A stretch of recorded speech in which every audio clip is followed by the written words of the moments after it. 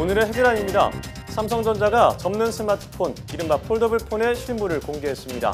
내년 초에는 다른 업체들도 잇따라 폴더블 폰을 선보일 것으로 보여 스마트폰 시장이 새로운 경쟁 체제에 돌입할 것이라는 전망입니다. 정부가 자율주행차 시대를 대비해 법과 제도를 미리 정비하기로 했습니다. 차량을 운전자에 포함하고 교통사고의 책임 소재도 법규로 정리하는 등 기술 발전에 발맞춰 규제를 혁파할 계획입니다. 전국적으로 심각한 미세먼지가 기승을 부리면서 국민 건강에 비상이 걸렸습니다. 정부가 마련한 미세먼지 대책은 무엇이고 얼마나 효과가 있을지 과학 본색에서 자세히 짚어봅니다.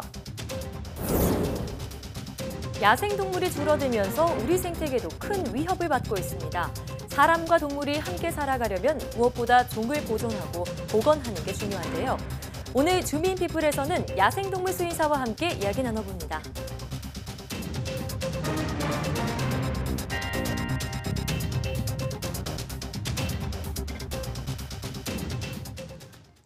여러분 안녕하십니까? 사이언스 투데이입니다.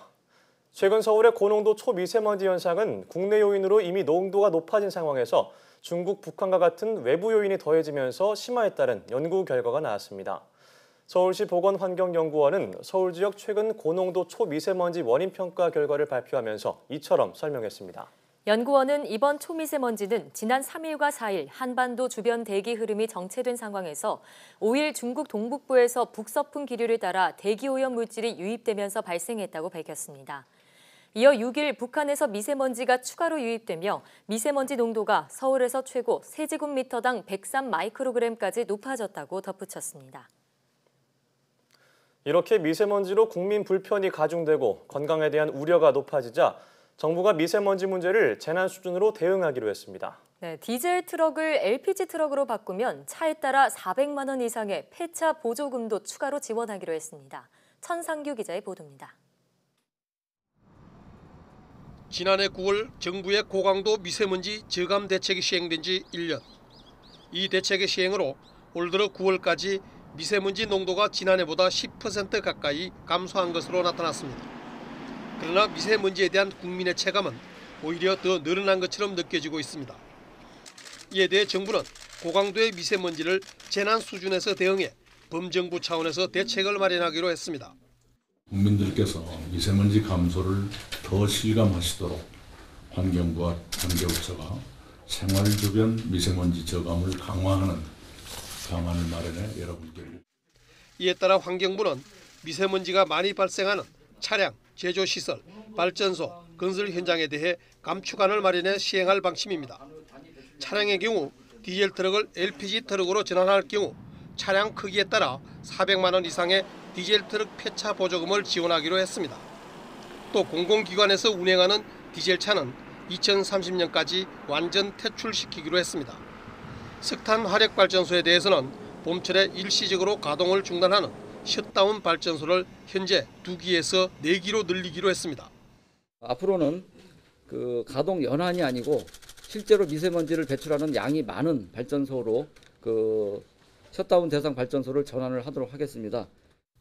미세먼지가 중국 등지에서 유입되는 점을 감안해 인근 국가들과 미세먼지 감소를 위한 공동 연구와 협력을 더 강화하기로 했습니다.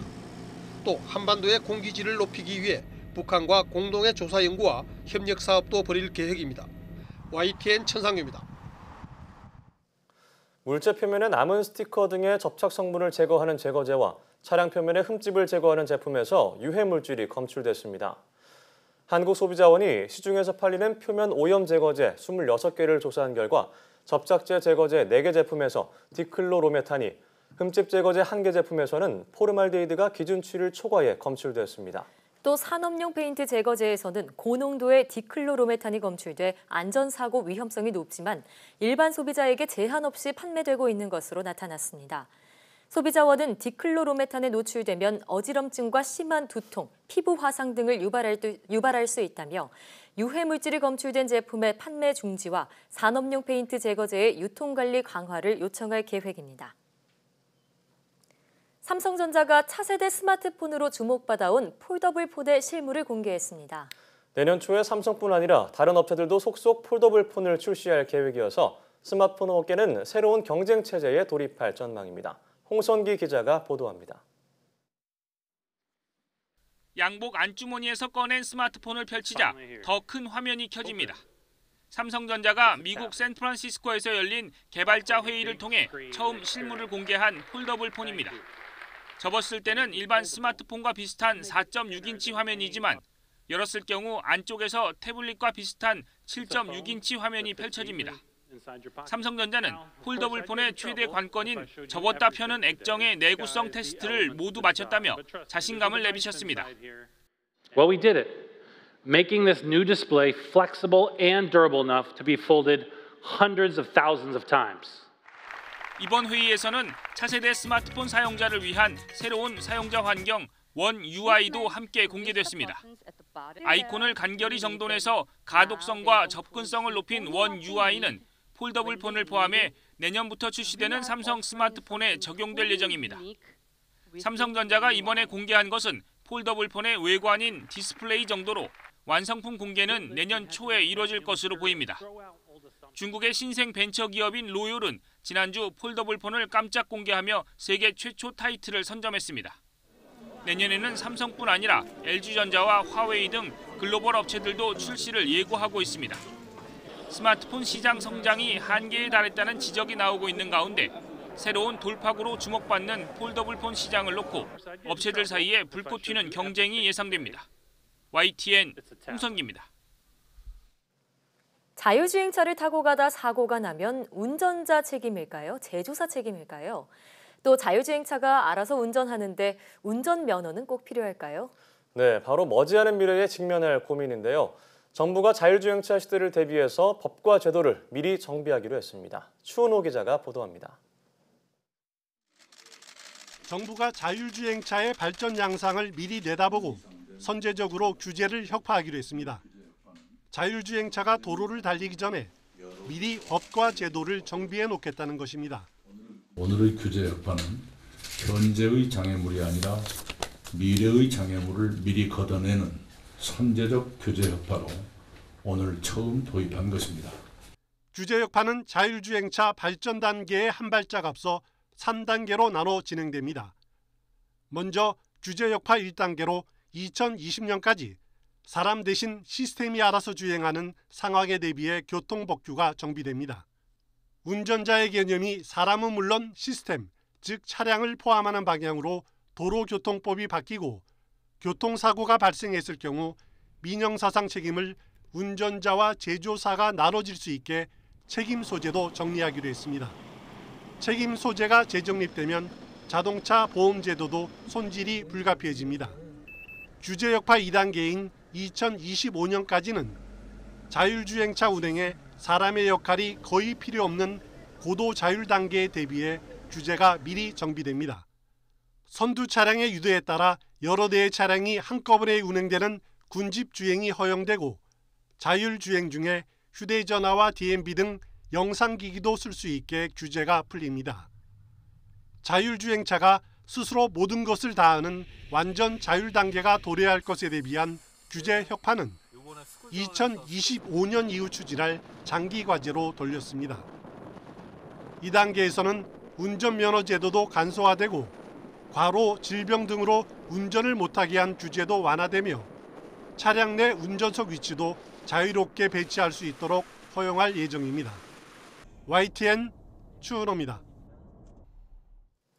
중국에서 걸음걸이로 사람을 식별하는 기술이 개발돼 범죄 수사 등에 활용되고 있다고 홍콩 언론이 보도했습니다.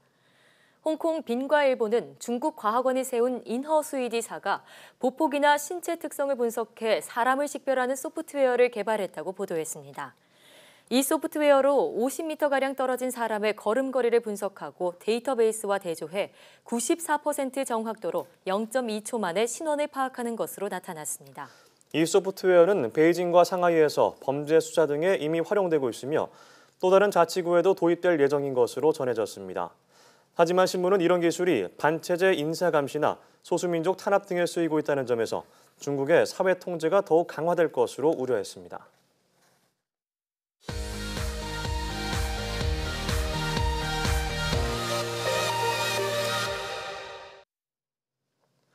화제의 뉴스를 골라 과학 기자의 시선으로 분석하는 과학 본색 시간입니다. 네, 오늘은 최소라 기자와 함께하겠습니다. 어서 오세요. 안녕하세요. 네, 오늘 첫 소식 어떤 걸 준비하셨나요? 네, 이번 주 우리 목을 칼칼하게 만들었던 이 미세먼지에 대해서 얘기를 해보려고 합니다. 맞아요. 미세먼지 요새 정말 심했었는데요. 맞아요. 잠깐 밖에 나갔다가 목이 막 칼칼해지더라고요. 네, 맞습니다. 그래서 7일에는 처음으로 수도권에서 미세먼지 비상 저감 조치가 실시됐고요. 네. 이 정부 차원에서도 국무총리 주재로 국정현안 점검 조정회의에서 미세먼지 관리 강화 대책도 나왔습니다. 네, 사실 뭐 딱 봐도 심각한 것 같긴 한데 맞아요. 대체 어느 정도로 심각하길래 정부가 이런 대책을 내놓은 걸까요? 네, 초미세먼지 농도는 지난 6일과 7일에 걸쳐서 수도권에서 세제곱미터당 50마이크로그램에서 70마이크로그램을 넘나들었는데요. 예. 이 초미세먼지주의보는 해당 지역의 농도가 세제곱미터당 75마이크로그램 이상 2시간 지속될 때 발령이 돼서 이 시간 평균 농도가 35마이크로그램 퍼 미터 세제곱 미만으로 떨어지면 해제되는데요. 이 미세먼지 저감 비상 조치는 당일 초미세먼지 농도가 세제곱미터에 50마이크로그램을 초과하고 또 다음 날도 이와 비슷할 것으로 예상될 때 발령이 됩니다. 네, 그 미세먼지 비상저감 조치가 하루 동안 실시가 됐는데 어떤 내용들이 시행이 됐나요? 네, 일단 서울시에서는 차량 2부제가 실시됐는데요. 또 주차장이 폐쇄되는 등의 조치도 이뤄졌습니다.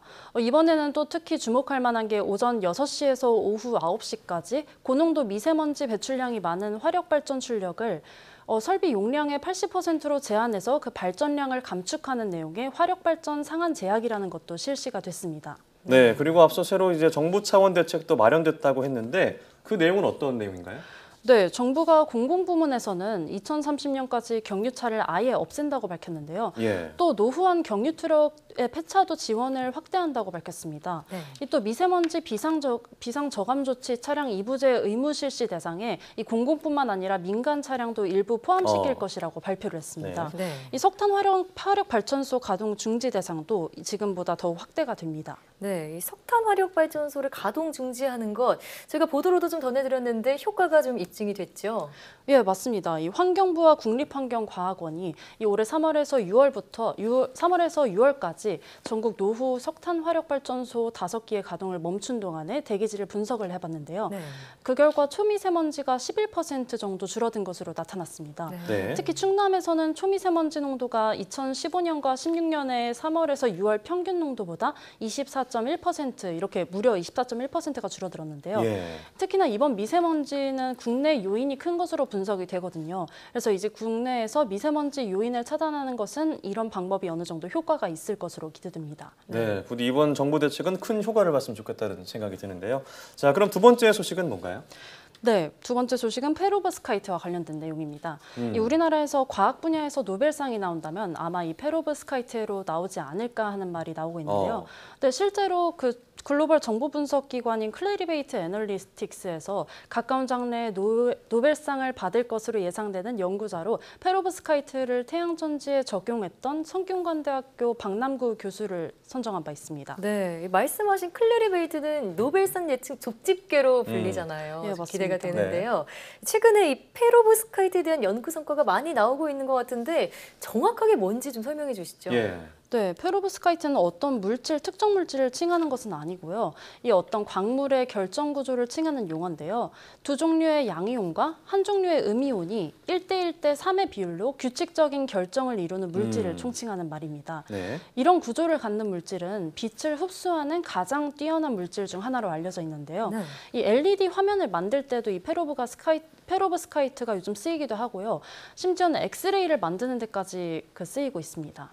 그렇군요. 그럼 태양광 패널 뭐 이런 거랑 좀 비슷하다고 볼 수 있는 건가요? 네, 맞습니다. 이 태양 전지로 활용하는 연구가 세계적으로 굉장히 활발한 상태인데요. 네. 이게 어떻게 활용되는지를 말씀을 드리겠습니다. 이 태양 전지는 빛을 받아들여서 전기를 만들어내는 전지인데요.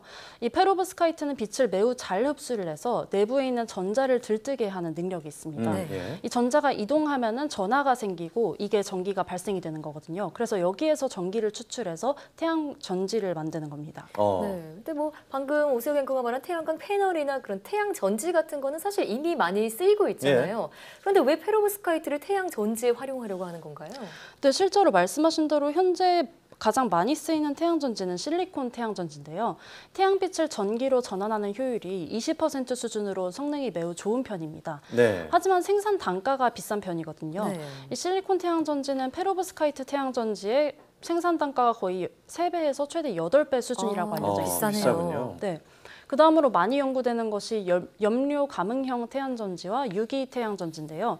이 염료 감응형 태양전지는 색깔이 예쁩니다. 또 이것을 투명하게도 만들 수 있어 창문 자체를 태양전지로 만들 수 있다는 장점이 있는데요. 네. 또 유기 태양전지는 잘 구부러지고 유연성이 좋아서 웨어러블 기기나 아니면 옷으로도 만들 수 있어서 주목을 받습니다. 네. 하지만 이 매력적인 두 태양전지 모두 효율은 15%대로 낮은 편입니다. 반면에 이 페로브스카이트는 굉장히 넓은 스펙트럼의 빛을 흡수할 수 있고 또 출력 잘 받아들이니까 출력도 높아서 많이 사용이 되고 있습니다. 네. 각광을 받고 있습니다. 이 효율이 한 20% 수준으로 좋습니다. 아, 실리콘 태양전지랑 비슷한 수준이군요. 네, 맞습니다. 네. 개발이 본격적으로 시작이 된 지 7년 정도밖에 되지 않았는데도 네. 불구하고 이 빛을 전기로 바꾸는 효율이 20%에 달했다는 게 굉장히 놀라운 점입니다. 그러게요. 전문가 말씀 들어보시겠습니다. 빛의 파장 영역대를 흡수할 수 있는 능력이 되게 우수하고요. 그다음에 여기서 더불어서 우리가 어차피 태양 에너지를 전기 에너지로 생산해야 되기 때문에 안에서 페로브스카이트 물질 안에서 생성된 전하를 얼마나 유실시키지 않고 외부로 잘 추출할 수 있는지 그런 능력이 중요한데 전하 이동도도 우수하고 재결합돼서 유실되는 그런 것도 좀 덜한 그런 우수한 전기적 특성을 가지고 있습니다. 그렇군요. 네. 앞서 뭐 이 기술 수준이 노벨상을 기대할 만한 수준이다 이렇게 말씀하셨는데 그럼 우리나라 기술 수준이 정확히 어느 정도라고 볼 수 있을까요? 네, 앞서서 2009년에 일본에서 페로브스카이트를 가장 먼저 만들어졌다고 알려져 있는데요. 네. 그때는 액체 형태로 만들었기 때문에 이 태양전지를 효율이 3% 수준으로 굉장히 낮은 편이었습니다. 네. 그래서 고체 전해질의 페로브스카이트 소재를 이용해서 이 태양전지를 시도한 거는 2010년도 초반에 우리나라의 성균관대 박남규 교수팀인데요. 앞서도 예. 말씀드렸던 네. 교수님인데요. 그만큼 당시에는 효율이 6% 정도였는데 이 비슷한 고체 방식으로 연구가 계속되면서 현재 효율은 20%를 웃돌고 있거든요. 실리콘 태양전지와 아까 말씀드렸다시피 비슷한 수준이죠. 또 그 과정에서도 우리나라 연구팀들이 이 6%에서 20%까지 오르기까지 기록을 수차례 갱신을 했습니다. 그만큼 우리나라가 앞서 있는 분야가 페로브스카이트 태양전지입니다. 네, 자, 그러면 이 페로브스카이트 태양전지가 현재 상용화되고 있는 실리콘 태양전지를 대체할 수 있을지 주목이 되고 있는데요. 그럼 이 페로브스카이트 태양전지 상용화되려면 어떤 노력이 필요할까요?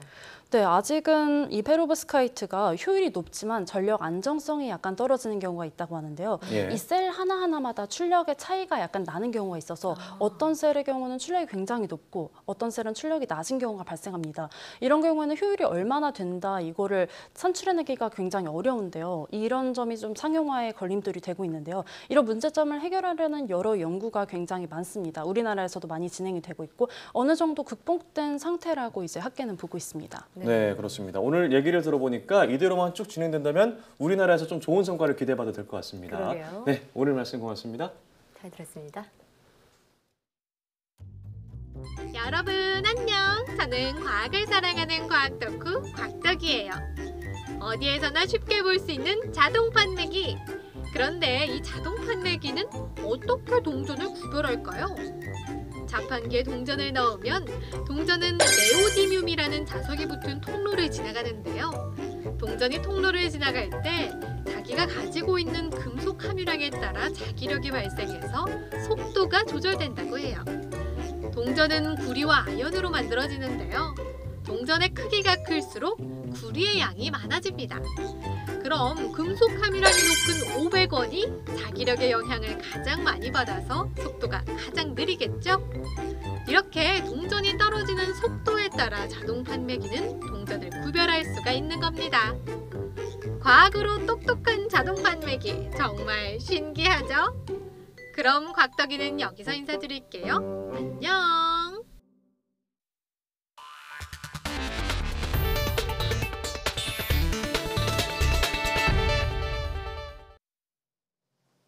가습기 살균제 사건 이후 친환경 항균제에 대한 관심이 계속 커지고 있는데요.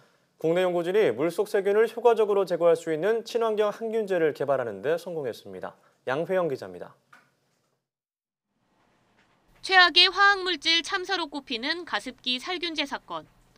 살균제 독성 물질이 사망과 폐질환의 원인으로 지목되면서 인체에 무해한 항균제에 대한 관심이 높은 상황입니다. 특히 광촉매는 빛을 받으면 세균을 죽이는 활성산소를 발생시켜 항균제 개발에 활용되고 있지만 오염물질이 많은 물속에서는 항균 효과가 현저히 떨어진다는 게 단점입니다. 그런데 국내 연구진이 포도당이 많은 물속에서도 세균을 효과적으로 제거하는 친환경 항균제를 개발했습니다. 새 항균제는 기존 광촉매에 포도당 산화 효소를 묻혀 만들었습니다. 물속 포도당 농도가 늘수록 효소에 의해 항균제가 더 많은 활성산소를 만들어내 세균을 90% 가까이 제거합니다. 굉장히 미생물 농도가 많은 상황에서는 독성이 있는 물질들을 많이 사용하게 되는데 저희가 이제 개발한 이런 복합체를 사용을 하면 자체적으로 존재하는 그런 포도당을 산화시키고 그래서 거기서 나오는 이제 그 성분으로 항균을 시킬 수 있기 때문에 연구진은 개발한 항균제를 필터 형식으로 만들면 소형 가전이나 정수기 등에 활용할 수 있다고 설명했습니다. 촉매 고정화를 통해서 연속 사용이 가능하고 외부의 노출이 최소화되는 그런 기술 형태로 개발하는 것이 저희의 이제 추후 추가적인 연구 계획이 되겠습니다. 또 미세먼지와 같은 대기 중 오염물질 제거에 친환경 항균제를 사용할 수 있도록 후속 연구도 진행할 예정입니다. YTN 사이언스 양회영입니다. 인지 기능이나 기억력이 떨어지는 경도 인지장애 노인이 저체중이나 고혈압이면 치매 위험이 최대 4.7배 높아진다는 연구 결과가 나왔습니다. 서울 성모병원은 경도 인지장애 노인 388명의 대상으로 평균 3년간 추적 관찰한 결과 이같이 나타났다고 밝혔습니다. 연구 결과 경도 인지장애 환자가 저체중인 경우 정상 체중보다 알츠하이머 치매 위험이 2.4배 높았습니다. 또 고혈압을 동반한 경우엔 알츠하이머 치매 위험이 4.7배 높았습니다. 연구팀은 경도 인지장애가 치매로 진행하는 것을 막는 효과적인 약이 없는 만큼 치매 발병 이전에 위험 요인을 찾아 교정하는 게 중요하다고 지적했습니다. 중증의 아토피 피부염 환자 10%는 불안과 우울증 등 정신질환에 시달리는 것으로 나타났습니다. 국민건강보험공단과 대한아토피피부염학회의 자료를 보면 2015년 기준 아토피 피부염으로 진료받은 환자는 3만 6천여 명이었고 이들의 정신질환 유병률은 9.59%였습니다. 유병률을 질환별로 보면 불안 3.4%, 우울증 2.4%, 수면장애 2.2%, 기타 주의력 결핍 과잉 행동장애 ADHD 등이었습니다. 또 아토피로 진료받은 환자 가운데 19살 이하는 대두에서 성인은 서울, 경기, 인천, 대전에서 높은 유병률을 보였습니다. 혈당 조정 효능이 알려진 누에가 간 건강에도 좋다는 연구 결과가 나왔습니다. 네, 특히 누에를 쪄서 동결 건조한 홍잠이 간암과 간염, 간 경화를 막는 데 효과가 크다고 합니다. 김학무 기자의 보도입니다. 뽕잎을 열심히 갉아먹고 완전히 자란 누에. 이렇게 커진 누에 몸속에는 비단을 만드는 단백질이 가득 차 있습니다. 누에를 수증기로 찐 뒤 동결 건조한 홍잠. 연구진이 이 홍잠 가루를 간암이 있는 쥐에게 매일 1g씩 투여했더니 악성 종양수가 88%나 줄었습니다. 세포 돌연변이와 암세포의 전이, 재발인자도 눈에 띄게 감소했습니다. 연구진은 또 홍잠이 간염과 간경화 억제에도 효과가 있다고 밝혔습니다. 아미노산들이 간의 대사작용에 영향을 미쳐서 모독화 작용이라든지 아니면 대사작용을 빠르게 작용시켜서 이런 간암 발생을 예방시키는 것으로 생각됩니다. 간암은 독성 물질에 노출되거나 바이러스 감염, 지나친 알코올 섭취 등에 따른 간염과 간경화가 주요 원인입니다. 사망률이 인구 10만 명에 21명으로 폐암 다음으로 높습니다. 기존에는 혈당화용으로 주로 활용이 됐었는데 이번에 간암 예방 효과 확인으로 인해서 많은 농가에서 크게 양잠 산업을 확대해서 농진청은 이 밖에도 누에의 피부 미용과 탈모 억제, 뇌건강 효과 연구를 진행하고 있다고 밝혀서 앞으로 누에의 효능은 더 입증될 것으로 보입니다. YTN 김학무입니다.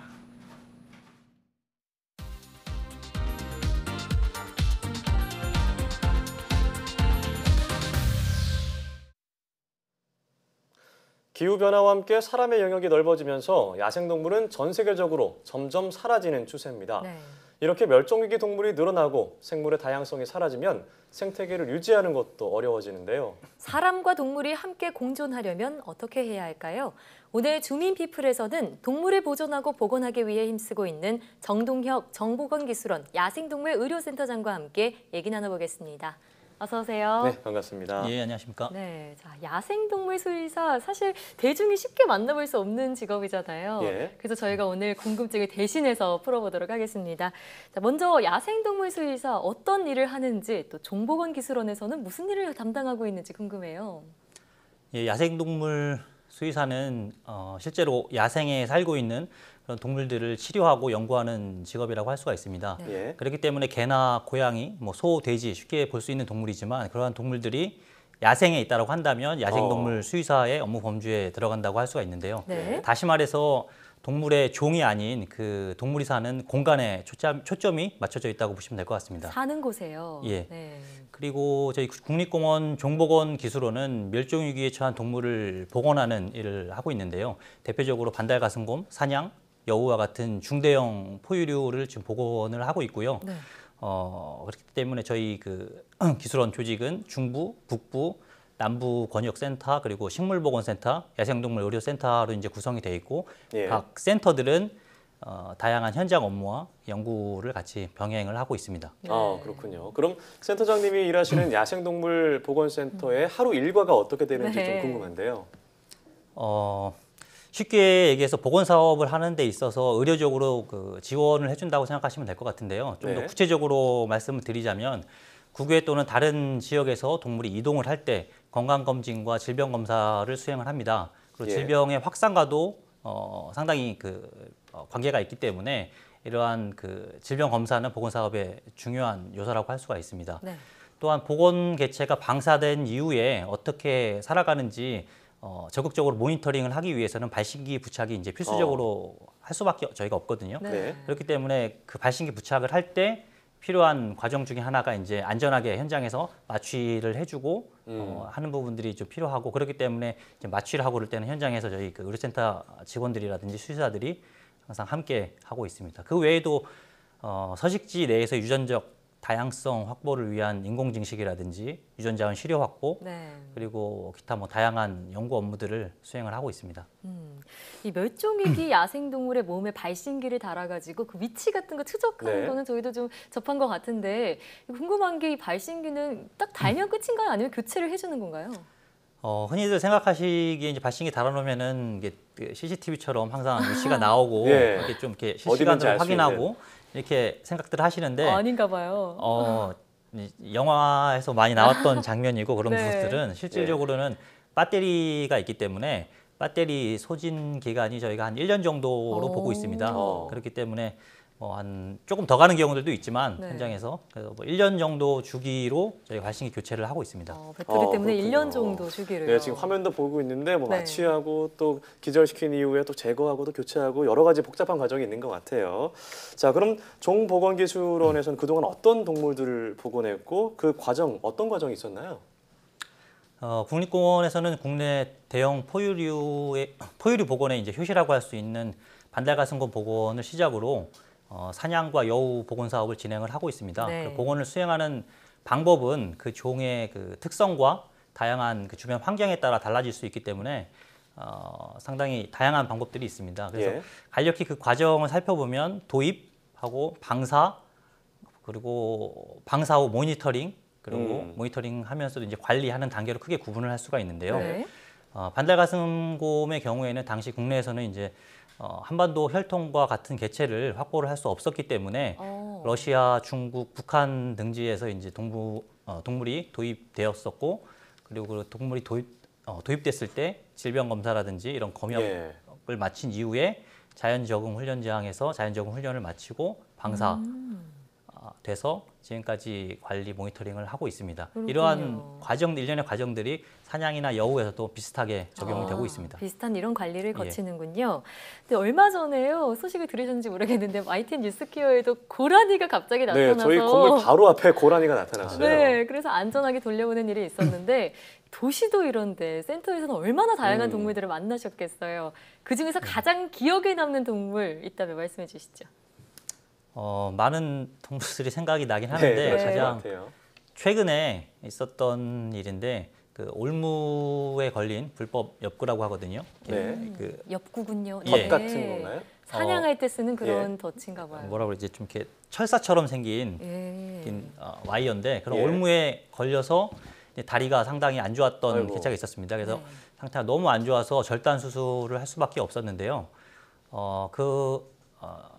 수술이 상당히 어려웠고 길었기 때문에 장시간 수술을 했었고 다행히 이제 회복이 잘 돼서 자연으로 돌아갔는데 그 개체가 또 다행인지 뭐 어쨌든 새끼까지 출산을 했습니다. 아, 그래요? 그러면 새끼까지 갖고 있었던 거예요, 그 상태에? 그러니까 수술을 하면서 그 당시가 이제 9월 초쯤 됐었는데 수정란 형태로든 태아 형태로든 뱃속에 있었는데 이제 그런 과정들을 잘 이겨내고 자연에 가서 다시 돌아가서 새끼가 출산했기 때문에 저로서는 상당히 뭐 감동적이다라는 표현밖에 뭐 드릴 말씀이 없는 것 같고요. 기억에 많이 남습니다. 세 마리의 생명을 살리셨네요, 세상에. 보니까 정말 감동적이었을 것 같다는 생각이 듭니다. 그런데 수의사하면 저희가 좀 익숙하지만 특히 야생동물 수의사라는 일을 그렇게 접하게 되고 하고 싶은 이유가 좀 궁금한데요. 특별한 계기가 있었던 거는 아니고요. 어렸을 때 여러 관심 분야가 있었는데 그 중에 하나가 이제 야생동물 수의사였고 또 그 이유는 제가 이제 활동적인 그런 일을 좀 좋아하고 특히 자연에서 뭔가를 할 수 있다라는 것이 저에게는 큰 매력이었기 때문에 관심이 상당히 있었고 그리고 집에서 TV를 본다든지 뭐 할 때도 동물의 왕국 같은 프로가 나오면 제가 그것을 듣는 것처럼 좀 생생하게 뭐 이렇게 느껴지기도 하고 그래서 잘은 모르겠지만 아마 그때부터 꿈이 야생동물 수의사로 이게 굳어진 게 아닌가라는 생각을 뭐 해봅니다. 이제는 뭐 집이 아니라 직장에서 이 동물의 왕국을 찍고 계시네요. 네, 자 그러면은 이 수의사가 되려면 일단 수의학과로 진학을 해야 하는 거잖아요. 그 뒤에 어떤 과정을 거쳐야지 야생동물 수의사가 될 수 있나요? 야생동물 수의사가 되기 위한 뭐 특별한 커리큘럼이라든지 뭐 특별한 과정이 뭐 안타깝게도 현재는 있지는 않습니다. 그래서 다양한 경로로 접근을 할 수가 있는데 저 같은 경우에는 현장에서 일하는 경험이 가장 중요하다고 생각을 했기 때문에 야생동물의 천국인 아프리카에 가서 뭔가 일을 해보는 게 중요한 경험일 것 같다라는 생각을 해서 그런 기회를 만들어보자 노력을 많이 했었고 다행히도 이제 그 세네갈 국립공원에서 일을 할 수 있는 기회가 생겼고 그곳에서 많은 경험을 얻을 수가 있었습니다. 그래서 거기 있으면서 의료적 처치를 뭔가를 하고 배웠다라기보다는 야생동물을 어떻게 바라봐야 되는지 생태적 관점에서 어떻게 생각을 해야 되는지 이런 많은 생각과 고민을 하는 그런 계기가 됐었던 것 같고요. 국내에 들어와서는 반달가슴곰 복원 사업을 인연으로 해서 이제 국립공원하고 국립공원에서 일을 할 수 있는 뭐 그런 계기가 됐던 것 같습니다. 그리고 지금까지 일을 하고 있고요. 네, 앞서 말씀하셨듯이 아프리카에서 이렇게 일을 시작하셨다고 했는데 해외에서도 이런 멸종 복원 사업을 하고 있다고 알고 있는데 어떤 사례가 이루어지고 있나요? 해외에서도 상당히 멸종위기종을 복원하고 보존하는 데 관심이 많습니다. 미국의 경우에도 잘 아시겠지만 옐로우스톤 국립공원에서 늑대 복원 사업은 상당히 유명하고요. 그리고 검은발 족제비 복원도 나름 성공적이라는 평가를 받고 있습니다. 러시아에서는 호랑이와 표범에 대한 관심을 상당히 많이 가지고 있고요. 그리고 중국에서는 단일종으로는 가장 많은 예상과 관심을 받고 있는 자이언트 팬더가 있습니다. 그리고 이외에도 많은 나라에서 다양한 종을 보존하고 복원하기 위해서 노력을 하고 있는데요. 장기적인 어떤 계획을 가지고 지속되는 경우들은 많지 않기 때문에 실패하는 사례들도 많고 그렇습니다. 그렇군요. 그러니까 사업을 좀 꾸준히 지속하는 게 중요하다는 말씀이신데 그러면 우리나라 반달가슴곰 복원 사업은 좀 장기적으로 진행되고 있나요? 네, 뭐 그런 차원에서 보자면 나름대로 장기적으로 잘 진행이 되고 있고 성공적이라는 평가를 많이 받고 있습니다. 네. 해외에서도 반달가슴곰 보건사업만큼 이렇게 장기적으로 지속되는 프로그램이 많지 않기 때문에 관심도 많고 유명한 프로젝트 중에 하나입니다. 다행이네요. 그렇군요. 네. 그럼 앞으로 그 수의사, 야생동물 수의사로서도 센터장님의 계획이나 목표 이런 게 있다면 어떤 게 있을까요? 예, 그간 현장에서 얻은 경험과 노하우를 좀 더 체계적으로 정리를 해서 다른 멸종위기종 보건 사업에 도움이 될 수 있도록 뭔가 그런 부분에 있어서 일을 하고 좀 해보고 싶고요. 그리고 야생동물에 관심이 있는 그런 후배 수의사들이 저희가 하는 일에 포함이 돼서 다양한 경험을 할 수 있도록 그런 기회를 좀 더 만들어주고 싶습니다. 네, 아마 이 방송을 본 우리 청소년들 또 같은 수의학과 후배들이 야생동물 수의사를 꿈꾸게 되는 날이 오지 않을까 싶습니다. 네, 지금까지 국립공원종보건기술원 야생동물의료센터 정동혁 센터장과 함께했습니다. 오늘 말씀 고맙습니다. 네, 고맙습니다.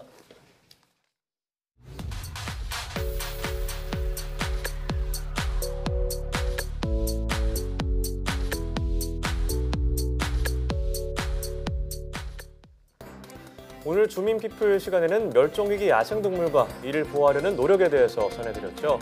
최근 국내에서는 미어캣이나 라쿤, 하늘다람쥐 같은 이색 야생동물을 키우는 사람이 늘고 있다고 합니다. 네, 이런 야생동물들은 택배로 운송되면서 그 과정에서 죽기도 하는 등 정말 무분별하게 거래되고 있는데요. 하지만 동물보호법에 규정된 반려동물과 달리 야생동물은 보호받지 못하고 있습니다. 네, 다행히 지난 6월부터 야생동물 학대 행위에 대한 처벌이 강화됐지만 여전히 운송과 관련된 처벌 방법은 없다고 합니다. 더 이상 인간의 이기심으로 인해서 야생동물들이 고통받는 일은 없어야겠습니다. 네, 사이언스 투데이 오늘 저희가 준비한 소식은 여기까지입니다. 함께해 주신 여러분 고맙습니다.